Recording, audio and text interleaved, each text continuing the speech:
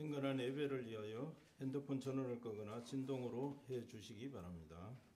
다 같이 일어나셔서 성령과 진리로 부활 후 셋째 주일 예배를 하나님께 드리겠습니다. 내가 부르짖을 때 대답해 주십시오. 나에게 오 내 올바름을 아시는 하나님, 비좁았을 때 주님이 넓은 공간을 주셨습니다. 나에게 불쌍히 여겨 주십시오. 나를 들어주십시오. 내 기도를. 오 지위 높은 여러분, 언제까지 내 영광을 수치로 만들려 하나요? 여러분은 사랑하네요. 아무것도 아닌 것을. 여러분은 추구하네요. 거짓을. 알아두세요. 여호와가 특별 대우해 주신다는 것을. 여호와께 한결같은 사람들을 여호와가 들려주시지요. 내가 그분께 부르짖을 때. 아멘.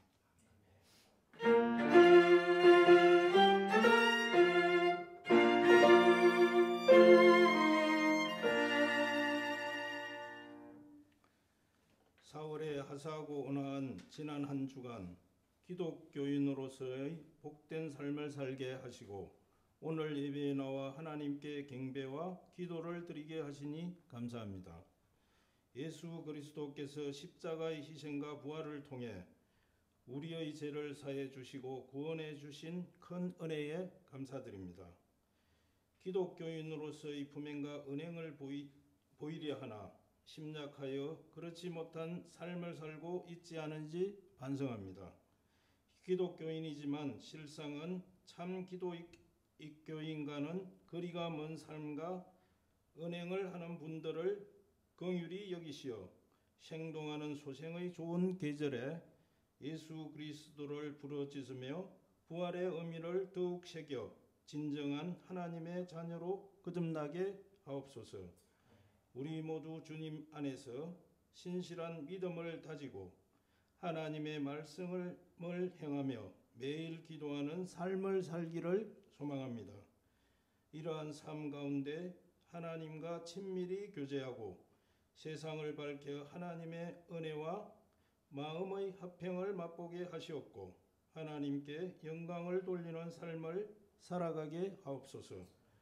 오늘도 계속되고 있는 지구상의 전쟁과 곳곳의 환난과 희근 속에서도 주님을 찾으며 새롭게 태어나고자 하는 자녀들의 간구함에 응답하시고 오늘 예배 가운데 성령 하나님께서 충만하게 임재하시고 예배를 기쁘게 받아 주시옵소서. 예수님의 이름으로 기도드리며 이제는 우리 모두 주님께서 가르쳐 주신 기도를 함께 드리오니 하늘에 계신 우리 아버지여, 이름이 거룩히 여김을 받으시오며 나라가 임하시오며 뜻이 하늘에서 이루어진 것 같이 땅에서도 이루어지이다. 오늘 우리에게 일용할 양식을 주시옵고 우리가 우리에게 죄지은 자를 사하여 준 것 같이 우리 죄를 사하여 주시옵고 우리를 시험에 들게 하지 마시옵고 다만 악에서 구하옵소서. 나라와 권세와 영광이 아버지께 영원히 있사옵나이다. 아멘.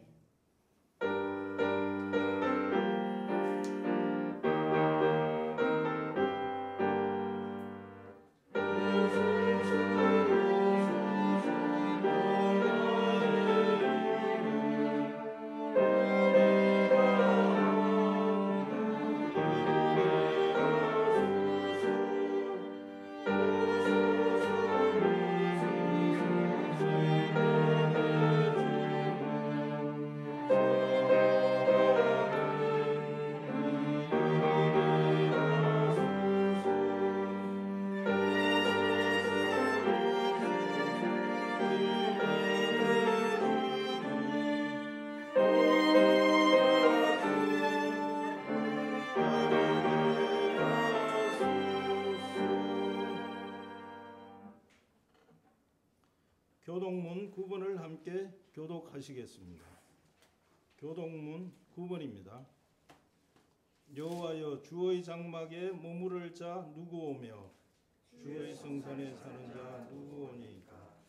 정직하게 행하며 공의를 실천하며 그의 마음에 진실을 말하며 그의 해로 남을 허물하지 아니하고 그의 이웃에게 악을 행하지 아니하며 그의 이웃을 비방하지 아니하며 그의 눈은 망령된 자를 멸시하며 여호와를 두려워하는 자들을 존대하며 그의 마음에 서운한 것은 해로울지라도 변하지 아니하며 이자를 거두려고 돈을 고치지 아니하며 뇌물을 받고 무죄한 자를 해하지 아니하는 자이니 이런 일을 행하는 자는 영원히 흔들리지 아니하리이다.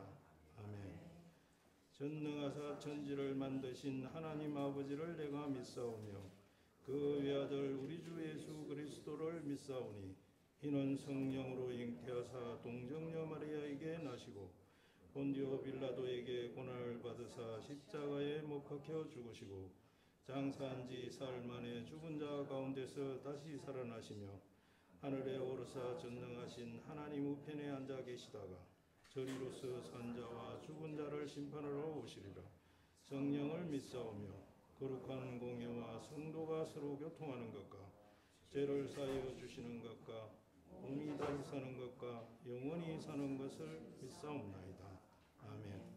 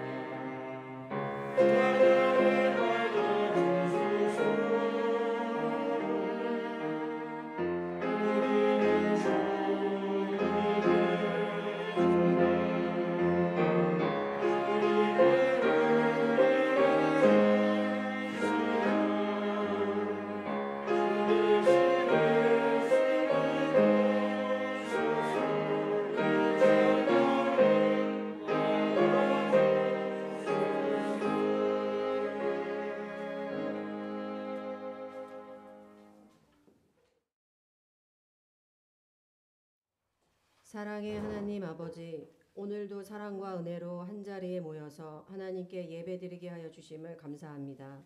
주님을 찬양하고 연주하고 보이지 않는 곳에서 성도를 위해서 기도를 하는 우모름 교회의 성도들을 축복해 주시옵소서. 만물이 소생하는 아름다운 계절입니다.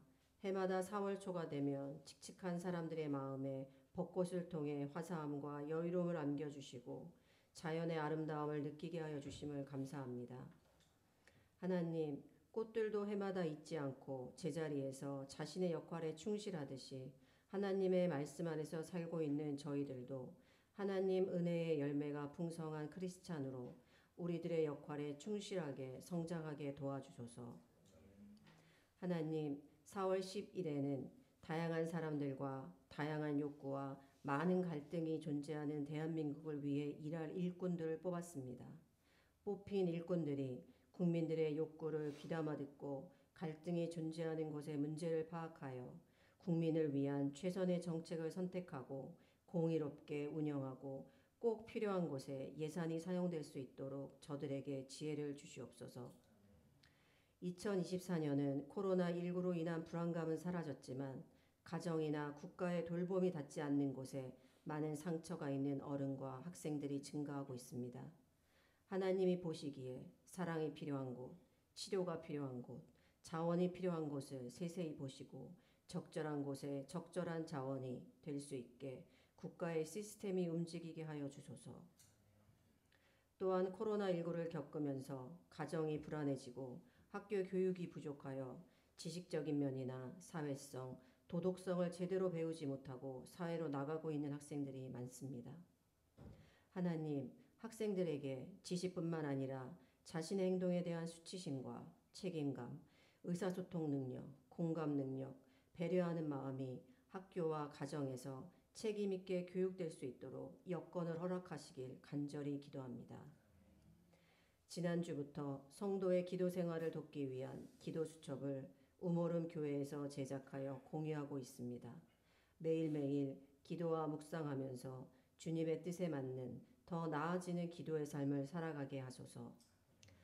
각 가정마다 기도 수첩에 적어나가는 많은 기도 제목들을 기억하시고 하나님이 보시기 좋은 방법과 시기에 해결해 주셔서 감사의 기도를 드리게 하소서.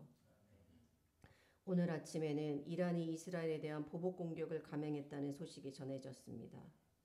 예수님은 눈은 눈으로 이에는 이로 갚으라는 계율을 폐하시고 누구든지 내 오른편 뺨을 치거든 왼편도 돌려대고 원수도 사랑하라고 하셨습니다. 온 세상이 예수님의 가르침을 받아들여서 평화의 세상이 속히 오게 하옵소서. 후원 아동인 부상윤, 전보나, 도노을, 최유림의 마음을 지켜주시고 오늘 이 자리에 함께하지 못한 성도들의 몸과 마음을 성령의 힘으로 굳게 지켜주소서. 오늘의 말씀을 전하실 목사님의 영역을 강건하게 하시고 성령님이 함께하셔서 듣는 성도들의 마음에 성령의 말씀의 씨가 내려 마음에 감동이 일어날 수 있게 도와주소서. 이 모든 말씀 예수님 이름으로 기도드립니다. 아멘.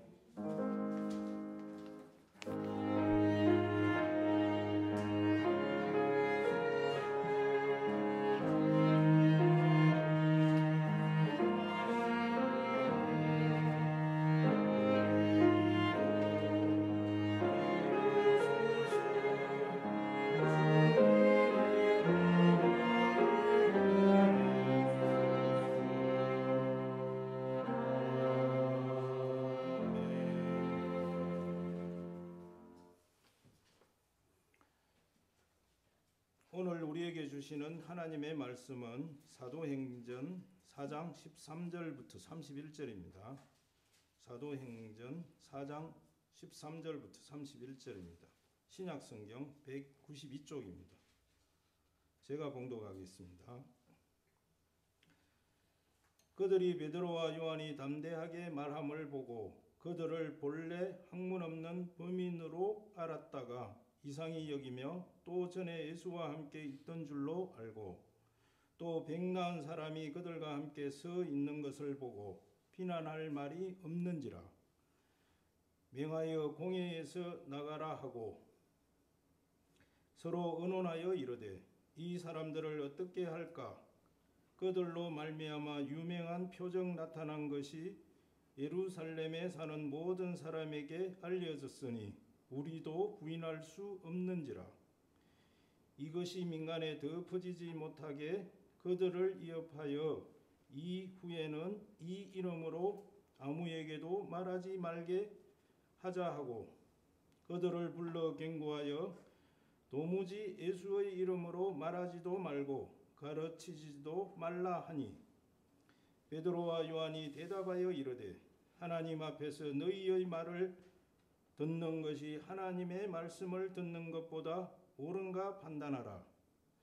우리는 보고 들은 것을 말하지 아니할 수 없다 하니 관리들이 백성들 때문에 그들을 어떻게 처벌할지 방법을 찾지 못하고 다시 위협하여 놓아 주었으니 이는 모든 사람이 그 된 일을 보고 하나님께 영광을 돌림이라. 이 표적으로 백나은 사람은 40여세나 되었더라. 사도들이 노임에 그 동료에게 가서 제사장들과 장로들의 말을 다 알리니 그들이 듣고 한 마음으로 하나님께 소리를 높여 이르되 대주제여 천지와 바다와 그 가운데 만물을 지은 이시오. 또 주의 종 우리 조상 다윗의 입을 통하여 성령으로 말씀하시기를 어찌하여 열방이 분노하며 족속들이 흐사를 경영하였는고. 세상의 군왕들이 나서며 관리들이 함께 모여 주와 그의 그리스도를 대적하도다 하신 이로소이다. 과연 헤롯과 본디오 빌라도는 이방인과 이스라엘 백성과 합세하여 하나님께서 기름 부으신 거룩한 종 예수를 거슬러 하나님의 권능과 뜻대로 이루려고 예정하신 그것을 행하려고 이 성에 모였나이다. 주여, 이제도 그들의 이업함을 굽어보시옵고 또 종들로 하여금 담대히 하나님의 말씀을 전하게 하여 주시오며 손을 내밀어 병을 낫게 하시옵고 표적과 기사가 거룩한 종 예수의 이름으로 이루어지게 하옵소서 하더라. 빌기를 다음에 모인 곳이 진동하더니 무리가 다 성령이 충만하여 담대히 하나님의 말씀을 전하니라. 아멘.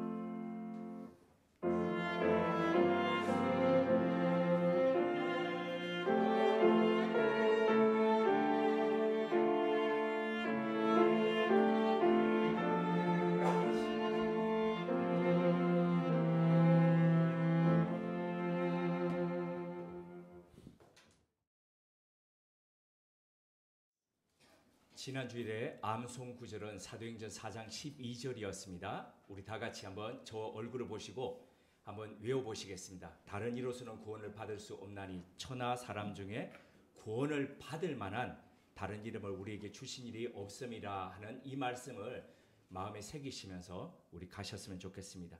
지난 시간 배경 잠시 되새겨 보겠습니다. 사도계 후손들은 솔로몬 이후에 계속해서 대제사장직과 더불어서 예루살렘의 중심적인 권력에 위치해 있었습니다. 기원전 586년 남유다 왕국이 바벨로니아에 멸망해서 했고 그리고 나라를 잃었음에도 불구하고 그들은 바벨로니아, 페르시아 그리고 헬라 제국 로마에 이어서 계속해서 집권 세력들과 더불어서 결탁하고 그리고 그들의 협조자가 되어서 예루살렘 성전을 중심으로 한 권력을 계속 영위해 갔습니다. 이들의 눈에 나사렛 예수의 하나님 나라 운동은 자신들이 추구하던 세속적 가치와 상반되는 것이었습니다. 뿐만 아니라 모든 만물 속에 많은 신들이 다 있다라고 이야기하는 범신론적인 로마의 그런 통치 개념과도 어긋나는 것이었습니다. 비록 많은 대중들이 나사렛 예수를 로마로부터 구해줄 메시아라고 생각하고 따랐지만 지배계층 입장에서는 이 예수의 무리들이 자칫해서 반란이라도 일으키면 유대 땅뿐 아니라 그들에게도 재앙이 될 수 있다라고 그들은 우려했습니다. 더군다나 유대 율법인 그 전통적인 율법을 해석하는 데 있어서 나사렛 예수는 새로운 해석을 내놓았습니다. 기존에 자신들이 율법을 수호해 오고 그리고 해석하는 기준이 된다라고 생각했던 이 기득권의 입장에서 볼 때에 이것은 그냥 놔둬서는 안 될 일이었습니다. 나사렛 예수는 기존의 율법학자들과 제사장들의 율법 해석을 너희들은 율법을 기계적으로 해석하고 있다. 뿐만 아니라 너희들의 율법을 지키는 것은 형식주의다라고 그렇게 비난을 했습니다. 이런 나사렛 예수에 그들은 붕괴하지 않을 수 없었습니다. 정말 나사렛 예수가 주장하는 대로 하나님 나라가 세워지면 기존 세상은 무너지고 성전은 필요 없어질 것이라고 여겼습니다. 이런 위기의식이 성전을 중심으로 있던 그 세력들 가운데는 팽배했습니다. 그래서 이렇게 되다가는 자신들의 주업인 제사장직마저도 그들은 잃게 될 것이라는 이런 자신들의 존재 가치에 대한 부정을 하는 나사렛 예수를 그냥 두고 볼 수가 없었습니다. 그래서 로마 총독 빌라도를 새벽부터 찾아가서 깨워가지고 겁박했습니다. 그래서 그 로마 빌라도의 손을 빌어서 나사렛 예수를 십자가에 못 박아 제거하기에 이르렀던 거죠. 그래서 이제 그들은 자신들의 근심이 사라졌다라고 생각하면서 예루살렘, 그러니까 바로 평화의 도시라는 이름처럼 이곳에는 정말 샬롬이 임했다라고 그렇게 생각을 했습니다. 그런데 얼마 있지 않아서 예루살렘을 소독케 하는 사건이 벌어졌습니다. 그게 바로 성전 앞에서 구걸하던 한 번도 나면서부터 걷지 못했던 사람, 그 사람이 40년 이상을 걷지를 못했는데 그가 걷게 된 사건이 일어난 겁니다. 그런데 평생을 걷지 못하던 사람이 일어나서 이족 직립보행을 했다. 얼마나 놀라고 또 축하할 일입니까? 그런데도 불구하고 예루살렘의 권력자들의 입장에서는 그게 무슨 권세로 누구의 이름으로 걷게 되었는지가 더 중요했다는 겁니다. 그러니까 사람이 살아나고 사람이 걸어났다는 자체가 중요한 것이 아니고 누구의 이름으로 누구의 권세로 일어났냐 이게 중요했다는 겁니다. 조직이 비대해지고 관료화가 되고 그리고 이것들이 권력화가 되면은 흔히 일어날 수 있는 바로 일반적인 형태입니다. 생명, 사람, 안전에 대한 관심보다는 체제 보호와 권력 유지 그리고 이익이 더 우선된다는 거죠. 십자가형을 받고 죽었다가 다시 살아났다고 하는 예수는 그 세상에 존재하지 않았습니다. 하지만 그의 가르침과 영향력은 더더욱 확산되어 갔습니다. 그의 제자들은 나사렛 예수가 성경에 예언한 메시아라고 그렇게 주장했습니다. 그들은 당돌하게 주저없이 그것을 전하고 있었습니다.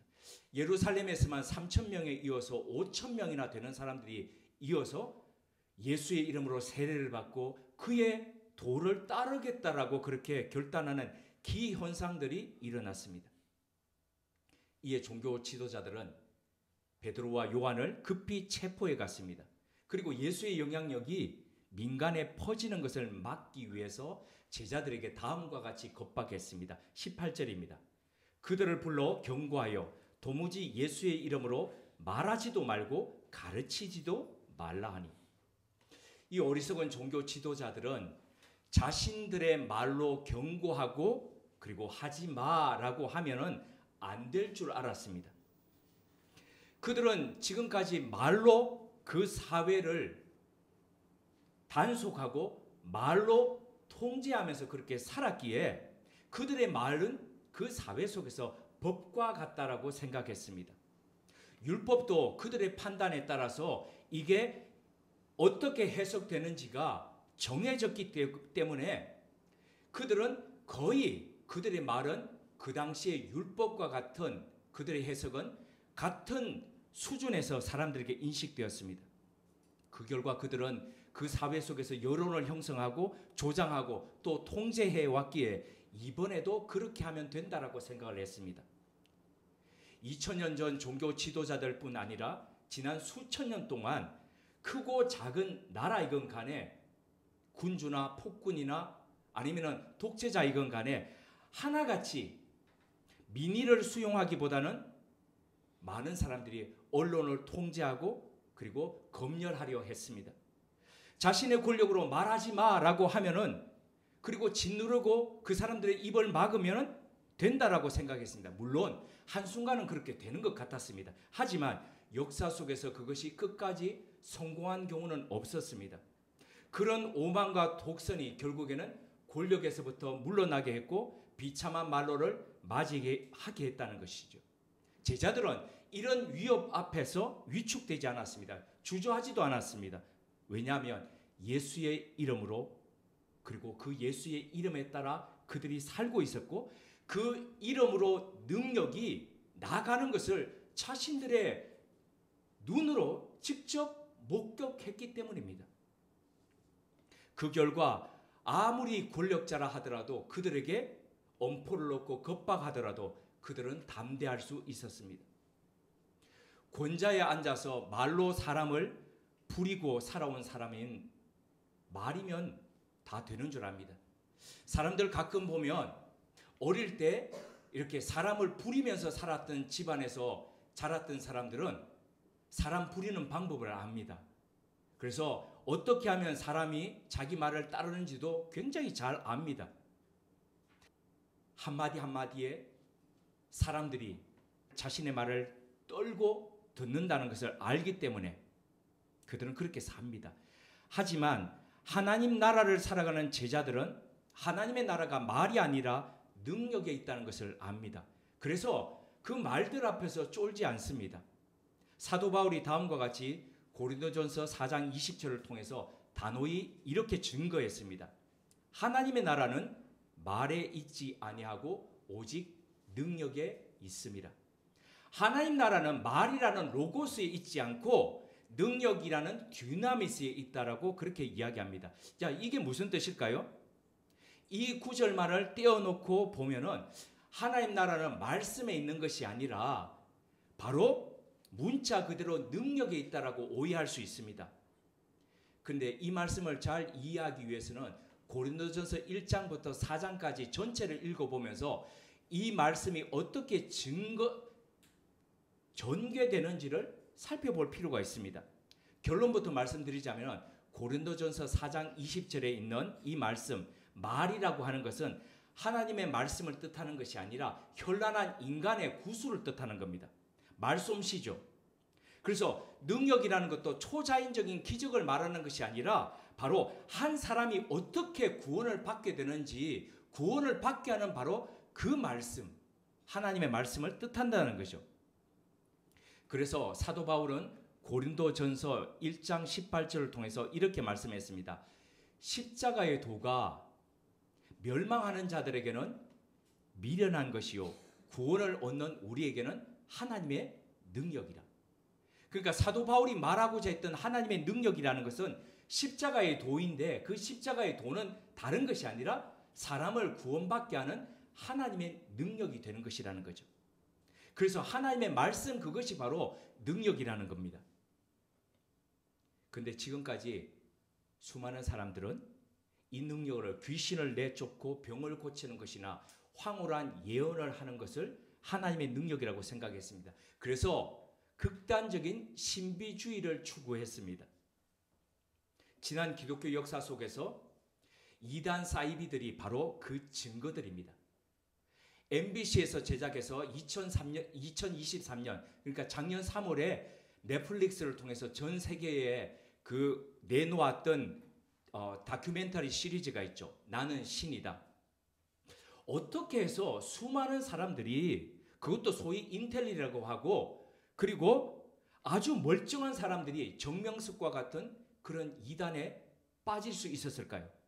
뿐만 아니라 어떻게 그 이단 사이비 세력을 더 확장시키는 중심 세력의 역할을 그렇게 했던 것일까요? 다큐 중 인터뷰에 보면 그 이유를 짐작할 수 있습니다. 아주 중추적인 핵심 역할을 했던 한 사람이 이렇게 이야기를 했습니다. 처음 신촌에서 정명석 그 정 선생님을 만났을 때에 눈이 내릴 것이다 그랬는데 그날 일기예보는 전혀 눈이 내린다는 예보가 없었답니다. 그런데 창을 딱 보니까 눈이 내리더라는 겁니다. 이야, 이런 사건들을 겪으면서 야, 이분은 예언자다. 이분은 능력자다. 그러면서 그 안에서 확 갔다는 겁니다. 지금은 겨우 이름만 남아있는 신앙촌이라는 게 있습니다. 여성분들은 거기에서 파는 물건들이 굉장히 좋다라고 그렇게 얘기하죠. 특히 스타킹, 굉장히 가성비 좋아 그러시지 않습니까? 교회 장로였던 박태선이라는 사람이 있었습니다. 1955년도에 그가 반기독교적 성향의 이 바로 신흥 종교를 세웠습니다. 전도관 또는 신앙촌이라고 이름했습니다. 당시 서울 한강 백사장에 1,500평 규모의 천막을 이어서 쳤습니다. 그리고 9일 동안 집회를 했습니다. 근데 연 인원이 얼마가 모였냐면 무려 60만 명이 거기에 운집을 했습니다. 대단하지 않습니까? 9일 동안에요. 그 집회에 참석했던 한 사람이 이런 회고를 남겼습니다. 수많은 인파가 모인 가운데 나는 소경이 눈을 뜨고 안전뱅이가 일어나고 죄송합니다. 언어가 지금의 언어가 아니고 옛사람들의 언어입니다. 벙어리가 말하고 문둥이가 깨끗함을 입는 등 신유의 은사가 베풀어지는 광경을 목격했으며 집회에 참석하여 사흘 되던 날에 이윽고 장로님께서 단상에서 눈을 뜨신 채 입속으로 기도하기 시작하자 장내는 물을 끼얹은 듯 조용해졌습니다. 그때였습니다. 갑자기 천막 단상에 하늘로부터 커다란 두 개의 불덩어리가 내려와 천막 안을 환히 비췄습니다. 이것은 천막에 모인 4만여 명의 군중이 다 목격한 사실입니다. 나는 자기도 모르게 정신없이 주여 하고 소리를 지르면서 두 손을 들고 그 불을 향해 단상 앞에까지 달려갔습니다. 나뿐 아니라 모든 군중이 일제히 손을 들고 일어나 앞으로 와 몰려갔으며 장내는 주여 소리가 메아리치고 온통 감격의 눈물바다가 되었습니다. 나는 지금도 하나는 크고 하나는 작은 그 성령의 불이 눈에 선하며 하도 신기하여 일기장에 그 두 성령의 형태를 그려놓았는데 그 불이 무엇인지는 미처 몰랐습니다. 그 후부터 나는 웬일인지 길을 가도 고개를 들지 못하고 땅만 내려다보면서 주님의 십자가를 생각하고 하도 눈물이 쏟아지는 바람에 이러면서 계속 그때의 일들을 증언했습니다. 박태선 장로의 이 집회는 한국 개신교 역사 사상 그 어느 부흥사보다도 더 크고 그리고 그 분위기는 장렬했다고 합니다. 신비스러운 향취가 그 천막 안을 휩쓸었고 그것을 체험하는 사람들이 줄줄이 일어났습니다. 저는 이 느낌 압니다. 저도 중학교 때에 옆 교회에서 놀라운 부흥사가 왔다서 갔는데 자, 이 향기가 나시죠? 그런데 막 사람들이 그냥 쑥쑥 넘어가면서 그 향기가 납니다. 그 향기가 납니다. 이런 것들을 중학교 때 제가 목격을 했거든요. 고질병이나 난치병이 흔적도 없이 나았다는 사람들이 무수히 나타났습니다. 심지어 제주에서는 이분이 씻은 씻은 발이 아니고 발 씻은 물이죠. 발 씻은 물을 비행기로 공수해서 갈 정도였습니다. 그래서 그 치료수로 사용을 했습니다. 이런 능력을 만약에 여기서 제가 일으킨다 그러면은 지금 아마 얼마 있지 않아서 여기는 막 미어 터지겠죠. 그죠? 누가 부정하겠습니까? 이런 능력이 나타나는데. 그래서 사람들이 몰려드니까 경기도 소사에 제1신앙촌을 건설하고요. 이어서 양평 가는 길에 보면 덕소라고 있습니다. 거기에 제2신앙촌 그리고 지금은 부산에 편입된 기장에 제3신앙촌을 건설하기 이르렀습니다. 실로 정말 어마어마한 역사가 이 한국 땅 가운데 일어났던 겁니다. 그런데 지금은 어떻습니까? 흔적만 희미하게 남아 있습니다. 한때 저는 산기도파였습니다. 매일 밤 기숙사 점호를 마치고 나면은 학교 뒷산에 올라가서 주여 하고 기도했습니다. 비가 오면 우산 쓰고 가가지고 그렇게 무릎 꿇고 기도했습니다. 하늘의 불을 받고 능력자가 돼가지고 저도 수많은 교인들이 있는 교회를 목회하는 것 그게 그렇게 될 줄 알았습니다. 하지만 하나님의 말씀 앞에 서면 설수록 제가 걸어가야 할 길들은 그런 길들이 아니었습니다. 현상적인 것이 아니라 본질적인 것이었고 그리고 뜨거운 불을 받아가지고 불 받아라 하는 이렇게 마치 그 홀리 보이스라고 하는 그렇게 외치는 삶이 아니라 진리 안에서 그렇게 외치는 삶이 아니라 제가 녹아드는 삶이었습니다. 지금까지 이단 사이비에 빠진 사람들이 우리보다도 덜 똑똑해서 빠졌습니까? 우리보다도 덜 열심이었습니까? 아닙니다. 열심으로 치면 우리가 따라가기에 어려울 정도로 그들은 더 열심이었고 그리고 더 진리에 갈구했으며 그리고 더 명석했을 수 있습니다. 그런데 문제가 무엇일까요? 현상만을 보았기 때문입니다. 뜨거운 불, 기적, 능력만을 따랐기 때문입니다. 열왕기에 엘리야 보십시오. 하늘에 불을 내린 선지자지 않습니까? 근데 그가 나중에 하나님의 음성을 언제 들었습니까? 불이 있을 때입니까? 지진이 있을 때입니까? 큰 소리로 울릴 때입니까? 아닙니다. 아주 미세한 소리 가운데 엘리야를 찾아오신 그 하나님을 엘리야가 만났다는 겁니다. 지금 제가 드리는 말씀은 뜨겁지 마라. 능력과 기적을 멀리하라. 이렇게 드리는 말씀이 아닙니다. 분명 기독교 역사 속에 그리고 오늘날도 하나님의 역사는 성령님의 역사는 그렇게 병 고침과 예언과 일어납니다. 그러나 그 길에 설 때에 우리가 더더욱 어떻게 가야 될까? 위험성을 경고드리는 겁니다. 그 길을 따랐던 그 길만을 따랐던 사람들의 말로가 다 그렇게 좋지 않았습니다.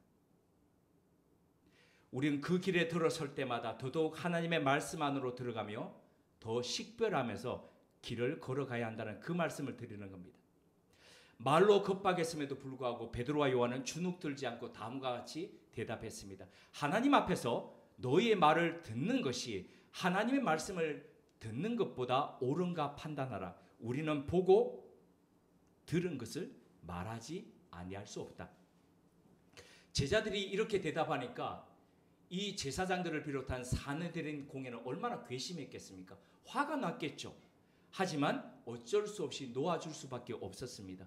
이유는 추종하고 있던 백성들 때문이었습니다. 그래서 다시 한 번 더 겁박하며 그들을 풀어주었습니다. 이에 풀려난 제자들이 다른 제자들과 교우들이 기다리는 곳으로 가서 전날 밤에 잡혔을 때부터 시작해서 풀려나기까지의 일들에 대해서 증거했습니다. 그때 그 말을 듣던 믿음의 동역자들이 한 마음으로 소리를 높여 이렇게 기도했습니다. 그 기도의 내용을 사도행전 4장 24절부터 30절에 기록되어 있습니다. 그 내용을 요약하면 이렇습니다. 첫째, 우리의 위협당함을 돌아봐 주십시오. 둘째, 담대히 하나님의 말씀을 전하게 해주십시오. 셋째, 예수의 이름으로 병이 낫고 표적과 기사가 일어나게 해주십시오. 첫 번째 핍박을 받던 초대교회는 우리가 하나님의 뜻대로 살고 있는데 왜 우리에게 이런 고난을 주십니까? 왜 우리에게 이런 핍박을 주십니까? 라고 하나님께 항변하지 않았습니다. 그들은 시편 2편에 다윗이 미리 예언했던 것처럼 그것을 다윗의 예언이라고 받아들이면서 미리 다윗이 우리가 핍박당한 일에 대해서 이렇게 예언했다라고 하면서 다윗이 적었던 그 시편 2편의 말씀들을 인용을 했습니다. 그리고 세상의 권력자들이 예수를 따르는 우리들을 핍박하는 것은 당연할 수밖에 없구나라고 인정을 했습니다. 그래서 29절에서 31절에 보면 초대교회 교우들은 이런 핍박과 고난에서 벗어나게 해달라고 요청하는 대신에 이렇게 기도했죠. 사도행전 4장 29절에서 30절입니다. 주여, 이제도 그들의 위협함을 굽어보시었고 또 종들로 하여금 담대히 하나님의 말씀을 전하게 하여 주시오며 손을 내밀어 병을 낫게 하시었고 표적과 기사가 거룩한 종 예수의 이름으로 이루어지게 하옵소서. 지난 2000년 동안 교회는 수많은 핍박과 고난을 거쳤습니다. 그런데 참 특이하게도 이런 핍박과 고난을 거칠수록 교회는 더 용기를 가지고 더 앞으로 나아가며 더 담대하게 하나님의 말씀을 전했습니다. 그래서 그 어려움을 통해서 교회는 더 성장했고 복음은 더 왕성하게 전파되었습니다. 이와는 상반되게 교회가 평안해지고 교회가 그 신앙이 국가에 의해서 공인되고 국가 종교로 채택되고 이런 과정 속에서 오히려 더 교회는 쇠퇴하고 쇠락하고 퇴락해 갔습니다. 심지어 교회는 타락하기까지 했습니다. 그러기에 긴 교회사를 통해서 볼 때에 우리가 그리고 교회와 그리스도인이 죄송합니다. 그러기에 긴 교회사를 볼 때에 교회와 그리스도인이 더 경계해야 될 것은 고난과 핍박이 아닙니다. 오히려 내가 평안하고 내가 복을 누리고 있을 때 그때 더 경계해야 한다는 것이죠. 내가 부유하고 내 기도가 응답되고 다른 근심이 없을 때에 소위 말해서 더 잘 나갈 때에 우리는 더 하나님 앞에서 우리를 경계하면서 내가 어디에 서 있는지를 돌아봐야 된다는 것이죠. 되돌아갑니다.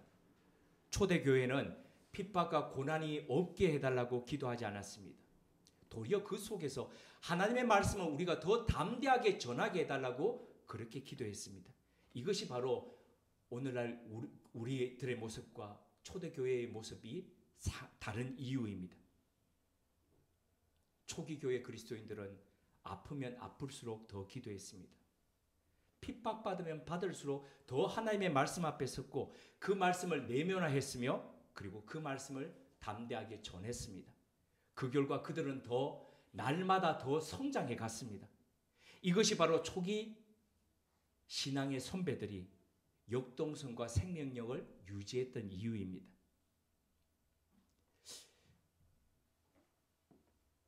고등학교 초기 이후에 게임이라는 것을 별로 해본 적이 없습니다. 근데 요즘 대학생들 보면 아침부터 게임을 그냥 달고 살아가고 그렇게 합니다. 물었습니다. 이 게임이 왜 게임을 이렇게 하냐고.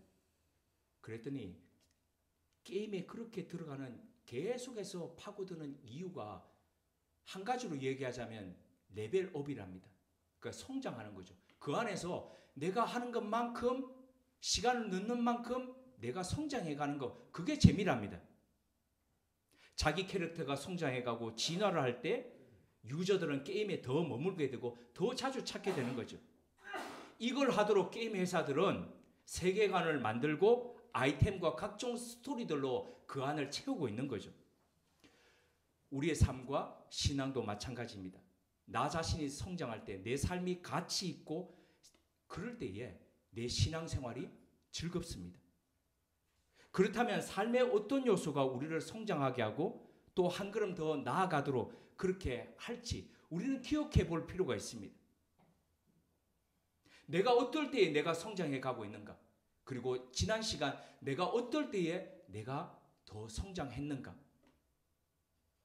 원래 우리 교회는 표어를 예수 행전을 살다라고 그렇게 정했습니다. 예수 행전이라는 것은 성령 행전이라고 할 수 있는 거죠. 예수 그리스도의 영에 따라서 그 성령님에 따라서 살아가는 삶입니다. 그분의 영을 따라서 기도하죠. 그리고 그분의 영에 따라서 그분의 말씀인 하나님의 말씀 앞에 서는 것입니다. 그걸 위해서 성경 읽기표를 체크해가면서 성경을 읽어가고 그리고 지난주에 나눠드렸던 기도 노트에 체크해가면서 또 써가면서 그렇게 나아가는 겁니다. 때로는 같은 기도 제목을 가지고 때로는 나만의 기도 제목을 가지고 하나님 앞에 그렇게 서는 것이죠. 지금까지 교회의 탄생 이후에 어느 시대이건 간에 하나님 앞에서 신실하게 살고자 했던 교회와 그리스도인들은 이 두 가지를 함께 병행해 갔습니다. 그래서 그것을 통해서 박해와 아픔과 슬픔을 넘어서 가지고 자기가 성장해 갔고 그것을 통해서 레벨을 업해 갔습니다. 박해의 수위와 아픔의 강도가 더해 갈수록 신앙의 근본인 성경, 바로 아데폰테스이죠. 그 근본으로 돌아가자라면서 하나님의 말씀을 내면화했습니다. 읽는 것이 자신 안에 들어와서 자신을 내면화하는 것이죠. 그래서 그 말씀 안에서 더 튼실하게, 더 근실하게 자신을 세워갔다는 것이죠. 그 말씀으로 자신을 각성할 뿐 아니라 그 시대를 흔들어 깨우는 담대한 삶을 살아갔습니다. 이러한 우리 신앙 선배들의 삶처럼 우리 또한 이 믿음의 길을 걷고 있습니다.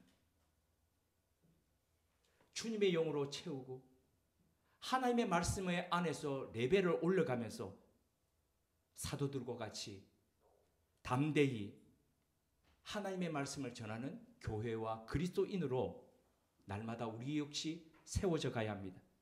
매일매일 우리의 삶이 이렇게 어제보다 오늘 더 레벨이 올라가고 오늘보다 내일이 더 올라가는 이런 삶으로 우리 모두 다 나아가야 되지 않겠습니까?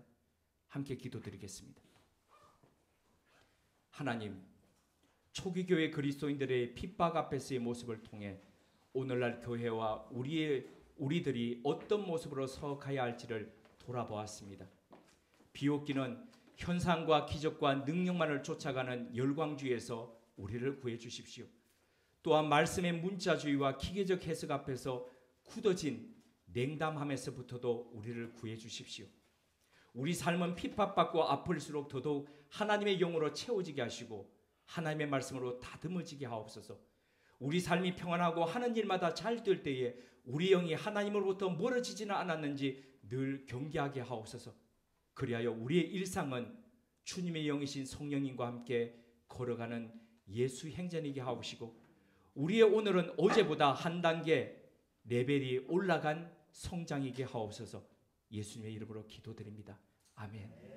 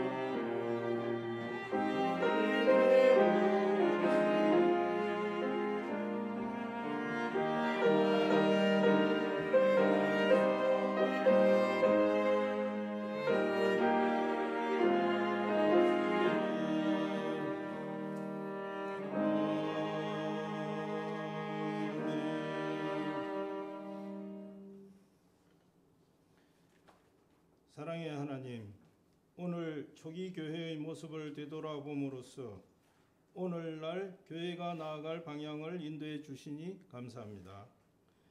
현상과 기적과 능력만을 쫓아서는 아니 되고 우리 삶이 고단하고 어려울 때보다 평안하고 부유할 때에 하나님과 멀어지지 않도록 조심하고 경계해야 하며 고난과 어려움에 처할 때일수록 더욱더 하나님의 말씀 앞에 서고 그 말씀을 담대히 전해야 함을 일깨워 주시니 감사합니다.